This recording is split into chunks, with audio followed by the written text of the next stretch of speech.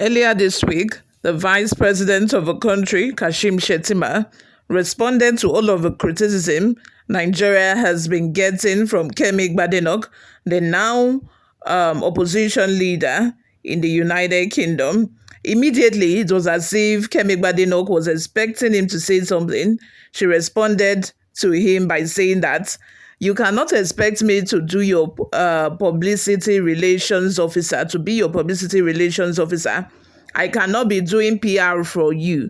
It is in your own hands to make a change as a leader in the country. You guys, and right after that, she granted an interview where she said that she does not identify as a Nigerian, that she identifies as a Yoruba individual than as a Fulani, Boko Haram Fulani Nigerian from the north. That was a bullet. That was a shot. That was a shot thrown at the vice president. You guys, it's been a lot of drama because Nigerians have been saying a lot concerning this. We are going to delve right into the details in a bit, but before we do that, if you have not subscribed to this channel or this is your first time here, what are you doing? Please go ahead and subscribe, like this video, also leave your opinions in the comment section below as well. Nigerians react to Shettima versus Kemi Badenoch war of words. During the week, Nigerian's Vice President Kasshim Shettima made waves across the media when he gave the leader of the United Kingdom Conservative Party, Kemi Badenoch, an uppercut. He recalled that before Badenoch got to the position as the leader of the UK Conservative Party, she had described Nigeria as socialist, as a socialist nation, brimming with thieving politicians and insecurity. She also talked about growing up in a place where fear was everywhere. You cannot understand it unless you've lived there. Triple checking that all the doors and windows are locked, waking up in the night at every sound, listening as you hear your neighbors scream as they are being burgled and beaten and wondering if your home will be the next. So while responding to Badenoch's thoughts about the country during an event, Shettima criticized her for always denigrating Nigeria, suggesting that she could remove Kemi from her name if she wanted to. Well, Badenoch has responded to Shettima after he criticized her for denigrating Nigeria. A spokesperson said Kemi stood by her statement and was not interested in laundering the image of Nigeria. The Gbasgbos has pulled thousands of reactions from Nigerians who expressed divided opinions on the matter. When the issue came up on Arise TV's program on Thursday, GOP questioned why there is an issue when people in power, be it Kemi or Davido, come out to denigrate Nigeria. Then it becomes a huge conversation. A netizen, Oluwaseun Ajede's comment was first read out before the floor opened for discussion. He wrote, "The truth often hits the wrong side here. Speaking truth is always labeled as denigrating the country. It's impossible to repackage what inherently cannot be packaged. Shettima and friends should fix it." Then the crew dug up 3 promises made by Badenoch a few years back about how she intended to help Nigeria out of her mystery. So I ask, what changed? Is Nigeria worse off now that warranted opinion change? Did Badenoch say the truth about Nigerians' sad situation, or was she just playing politics? Is she supposed to just maintain the flow and not openly criticize our land of birth for patriotism's sake? Let's keep reading. You all, I have 2 things to say about this. The first thing is, I think that Kemi Badenoch is using Nigeria to play politics. Now, what do I mean by this?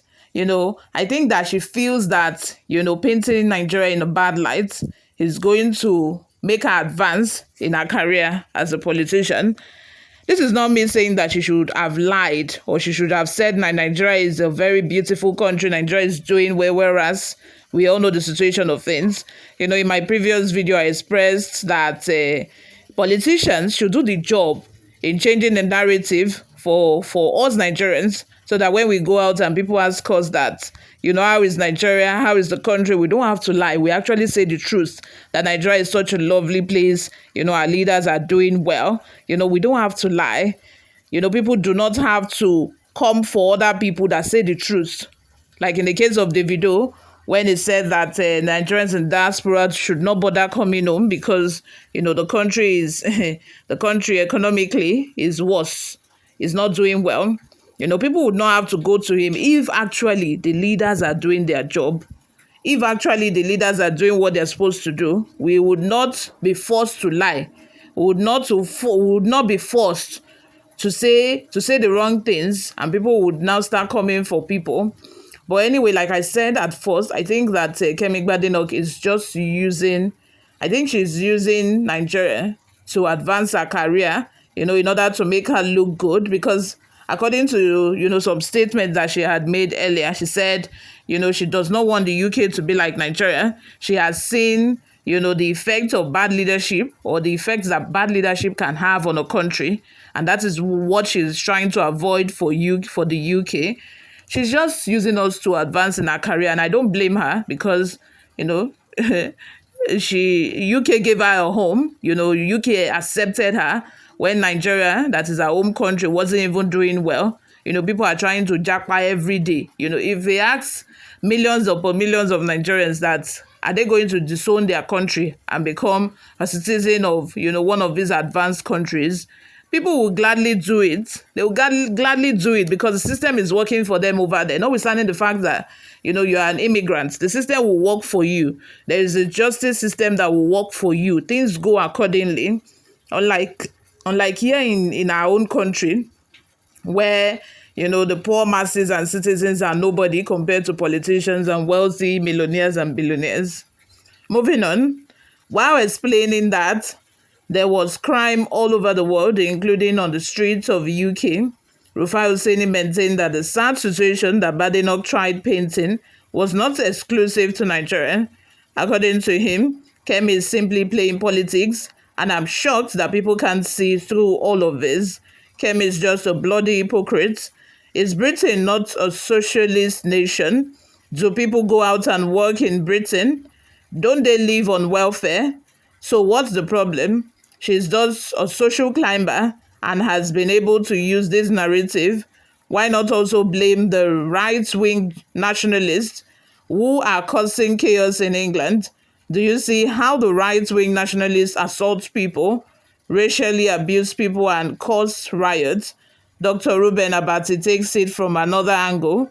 There is something called group psychoanalysis, meaning all of us should take one position and then the other, who is different in terms of opinion, is demonized.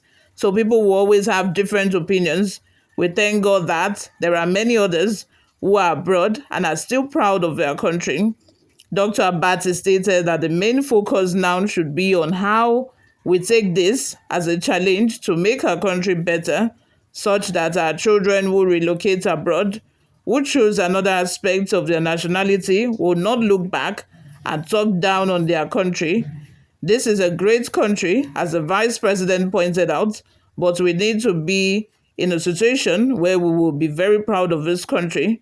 That's a good one from Dr. Abati. You all, what are your thoughts and opinions? Let us know in the comments section. Thank you very much for always listening and watching, guys. I will see you all in my next video. Bye for now.